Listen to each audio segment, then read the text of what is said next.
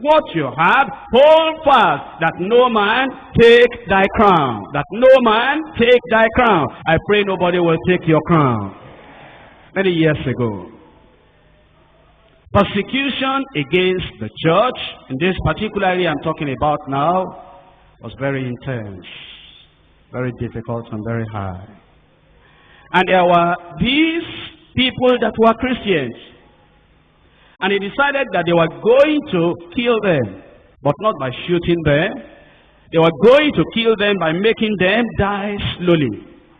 And you see, that kind of death is very, very painful. If somebody is shot, within a few minutes, the fellow is gone. But this one came with torture because of its being gradual.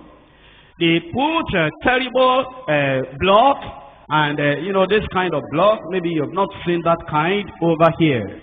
There was a particular place I was ministering. And because the hall, they used that hall for what they call skating. And then they put solid ice on the ground. And the ice will look like just the ground where you are now, very, very solid.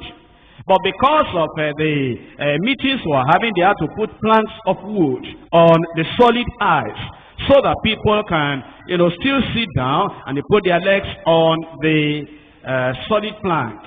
But then there was somebody that tripped on that ice on the ground. That is in a pan that was not covered. And he broke his knee. I mean, it's solid ice, but very, very cold.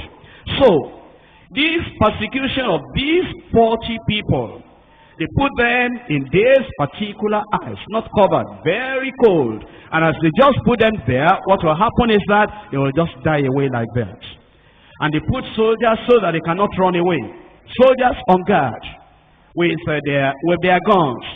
So those people will just stay there until they are freezed to death, frozen to death.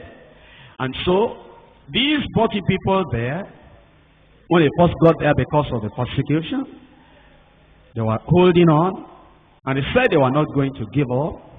And eventually one of them freezed to death. Then the next one died. Then the next one died. Then the next one died. Eventually 39 died, remaining one. Do you know it's difficult to stand alone? Do you know that when there's no encouragement and when there's no fellowship, where you don't hear the word of God like this, do you know, you'll think that you are the only one going through what you are going through. It's difficult to stand alone. So this other fellow began to wonder that before life is frozen out of me, maybe I should change my decision. And eventually, one of these soldiers there, he had been looking at what was going on. Sometimes God opens the eyes of unbelievers. Like he opened the eyes of Nebuchadnezzar and gave him that dream that Daniel interpreted.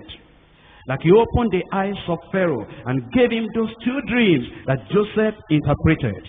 Like he opened the eyes of the wife of Pilate and gave her that dream that he eventually said, don't do anything with that innocent man. He opened the eyes of this soldier carrying the gun and watching over these people that were dying one by one. And he saw that these people, immediately they die, the crown will be put on them, and then they fly away. He was saying, what?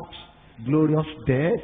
So, this last one, when he was alone, and the cold was much, and the hunger was much, and the loneliness was much, and everything was so terrible, and all these other 39 people, they have died. He was looking at their bodies like this, not knowing where they had gone.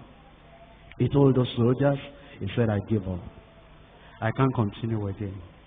I can't endure again. That soldier that God opened his eyes said, you don't want to continue, come out of the ice, let me take your place. And took his place and got his crown.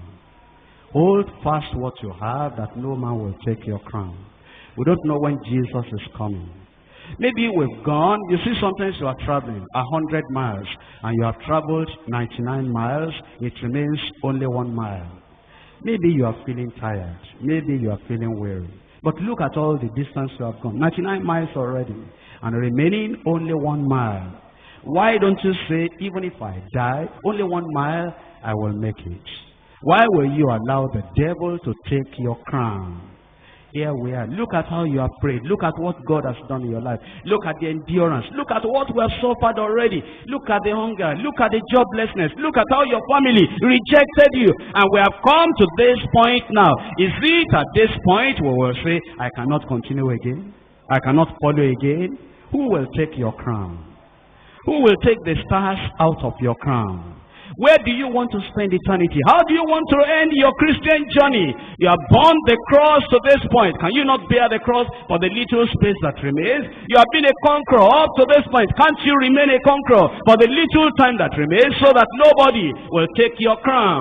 I pray nobody will take your crown. The devil wants you to lose your life, to lose the crown. But Jesus is saying, my son, my daughter, my child, a little bit more endure. A little bit more endure. A little bit more endure. We shall soon be home. Let's rise up and pray.